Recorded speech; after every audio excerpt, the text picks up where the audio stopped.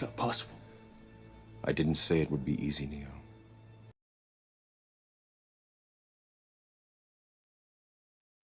Okay, good afternoon, Mr. Hudson.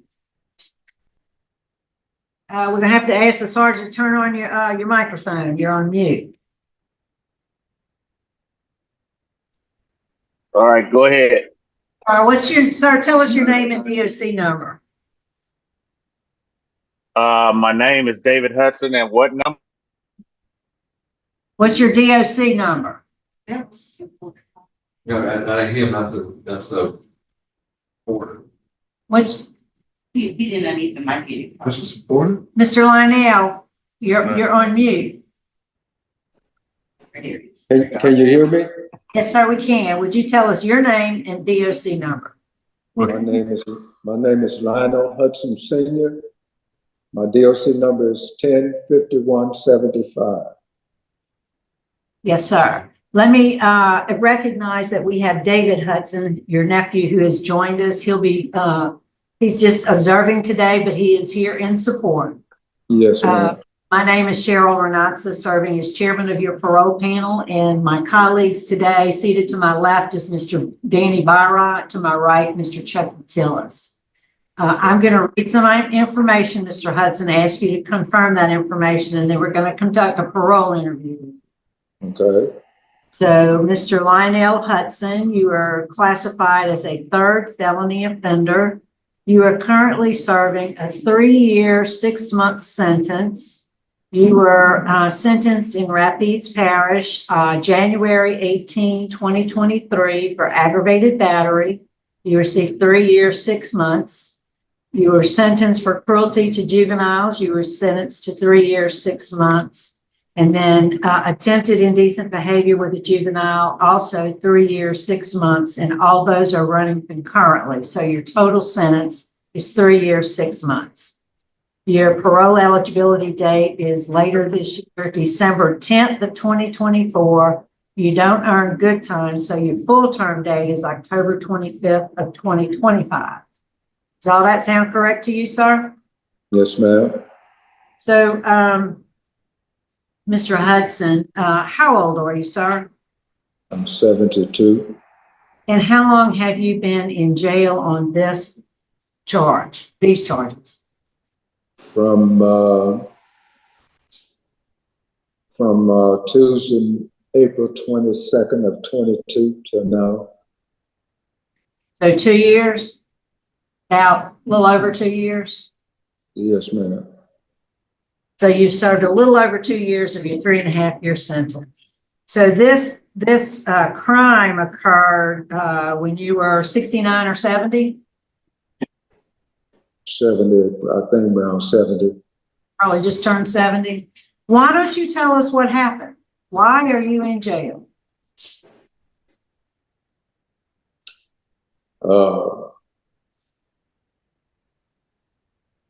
I think that I got in the way of money. And, How so? ma'am, How so? the young lady that I was with at the time was an SSI recipient, so was I. And when we met a few months later, she asked me to be her paid representative. I didn't really care to make that move, but after about 6 or 8 months later, and she kept asking, I went on and made the move because I saw that there was a misappropriation of the funds. And after I did that, everything, like that bottom fell out of everything as far as this situation. Yeah. And what does that have to do with attempted indecent behavior with a juvenile and cruelty to a juvenile? I believe that, first of all, let me say this to you. I'm a parent of 10 children, grandchildren, great-grandchildren. And I've never indecently exposed any child. I've never abused any child. I've never aggravated battery in a child. I've been aggravated battery, but I've never in 72 years, ma'am, have I ever done these things. And I'm being accused for them. And because of the situation at hand, for the children's sake, I didn't want them to go through all of this, with running back and forth, in and out of the courtrooms and being questioned and dug into and all that. So I pled for the charge. So I hear what you're saying, and I just, why would a child make that allegation to their school counselor? But your question is just as heavy as mine. I asked the same question. Why? I mean, why would this come about? The children was with everybody. They was with the mother people. They was with, mostly with me and the mother's people. And most of the time, I didn't very much, stop them from not seeing their people, or it wasn't my place to stop them. But I feel that when they made this move on this SSI, and I believe they used the children, these folks used the children to get me where I am. I don't understand that. How does that benefit anybody? Well, they got the money. Got rid of me, and they got the money. Right. What you're saying is certainly doesn't jive with what's in the record that we're looking at. I have concerns about you. Let me tell you what I wrote on my aside from this conviction. How many times would you say you've been arrested, Mr. Hudson? Ma'am? How many times would you say you've been arrested? Couldn't recall. 15, 20 times, different little infractions. Yeah, I counted 48. Does that sound right to you? Could be. Lots of, drug charges, many worthless checks. It seemed like that you're the one that had an issue with money. Worthless checks, numerous occasions. I will say this, that I have noted in the record that you have done some programming. In April of this year, you did the 100 hours completed, rather, the pre-release 1 and 2. Yes, ma'am. Have lots of support in the record. You have your brother, David, who's here with us today, asking, I think he seems to be a little confused. He's asking for a pardon, but we're here for a parole hearing today. We have from your sister-in-law, Miss Betty, Mr. and Mrs. Clifton Pryor, your pastor from the detention center, and others. So you do have a lot of support in the record. Yes, ma'am. We do have opposition also. We have your sentencing judge is opposed, the district attorney's office is opposed, the police chief in Alexandria is opposed. Why do you think we should give you consideration for early release?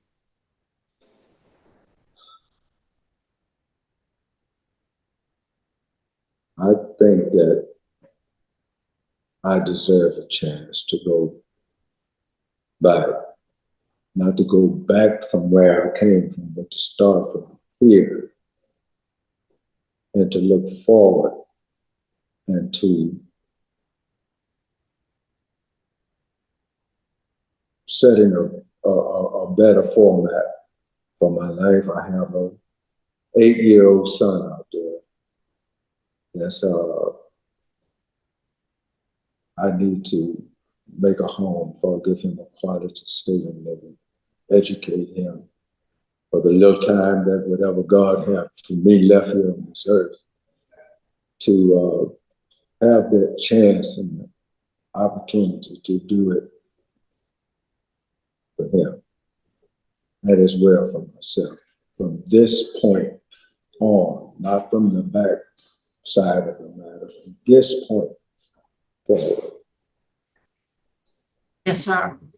I don't have any other questions. Any questions, Mr. Byron? Yeah, the three victims in this case, what's your relation to them? Are you related to them? No, sir. They were the children of my at the time of my fiance. All three of them? All three of them. Yes, two boys and a girl, and there were five, and only one of them was mine. The baby boy was mine, but the rest of them I'm the only father that they know because the fathers passed away, and some of them.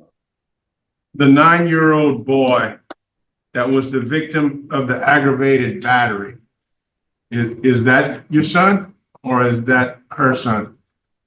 The aggravated battery was 9-year-old boy, initials RJ. Her son? 9 years old. Randall is 21. Back then, or 19 years old. 19, I'm sorry. 19, yeah. He's that's Randall Jones. That's her oldest son. All right. And the police report says that in that aggravated battery conviction, the boy was beat with a pipe, an extension cord, and sticks. What could he do to deserve that kind of a whipping? I don't know because I never struck any child with a pipe and an extension or a stick. I've never done it, but I can't understand why that would even come up. I do understand it because they wanted me out of the way. If you saw these children then, sir, if you saw any of those children then, the children was well taken care of. They were well manicured. They had haircuts, and the girls had hairs done. They were taken care of. I managed to work with this young man, my son, I call it. I got him through high school, got him a high school diploma. I worked with him through ROTC. I worked with him through basketball games. He'd come out of school with a high school diploma with honors, and he's a kid of special needs. All of these children and all of them, we took care of. And we didn't take care of them with pipes and sticks and extension cords. I'm 72, the youngest of 10. I've never been hit with an extension cord. So I don't know why that would come up in the way I do. I was in the way of something, money. Here I am. And they got basically, you're pretty much in denial of all of the charges that you are convicted of. None of them you did. And I'm looking at the bill of information that was filed in the attempted indecent behavior with a juvenile. You originally billed with second-degree rape that got reduced to attempted indecent behavior with a juvenile. Just say that to point out that what you didn't do was pretty serious. Tell us, how are we to think that after you had an arrest record with 40-something arrests for all kinds of different crimes, why would the board believe that you could change this behavior now? I know you're 72 and you're getting up there, but tell us, give us something where we can, feel it a little bit for you, because I'm not feeling it right now. I had, from the time I was in the system before up to now, served 38 years. I haven't written a hot check in 40 years. The group from that, because it wasn't a thing that I was so much in need. I was just young and stupid at the time. And I wrote beyond that state of my life. Any other part of it, I've grown beyond the states of that person. And I believe and I feel beyond any shadow of a doubt in my heart. And I'm no longer that person that did those things, wrote those checks, drove the car without the driver's license, had the drugs, had that. I don't do any of that. I've been pretty much clear and level-headed up until these last matters that are taking place here now, that I'm here for now. Thank you. All right, Mr. Hudson, anything else you want to say to us? No, ma'am, I think that's all I need to say. I think we are prepared to vote. Mr. Hudson and I'll be voting first. You know, I hear everything you're saying, and I hear your allegations that this had to do somehow with money, but it's just, we do have information that from the current caregiver of the children that they are minors, at least. There's, and I think they're still minors, are still suffering from whatever occurred in that household. You know, the information that we have, there is some evidence of, there was an arrest in 2000 for simple battery. There's another prior arrest for aggravated battery. I just find the evidence in the record overwhelming. And you got a short sentence. You have a full-term date coming up in October of next year. You seem to be doing well. You're at. Based on the opposition that I see in the record that I've mentioned to you, my vote today is going to be to deny you parole. Mr. Byron. I concur with Mr. Knott's. I vote to deny the parole based on the seriousness of this crime committed on 3 separate victims, the strong victim and law enforcement opposition, and the lack of programming while you've been incarcerated. What's the lack of programming? You haven't attended a whole lot of treatment classes or things like that. I've attended all the classes that they have here. Then we're voting. Oh, I'm sorry. I concur. All right. So today, Mr. Hudson, your parole's been denied. I would strongly recommend that you inquire there at the facility about victim awareness class. If they offer it, you should take it. Good luck to you, sir. What's the name of it? That concludes victim awareness. That concludes our business in Rapides Parish. We're going to adjourn. It's 1:43.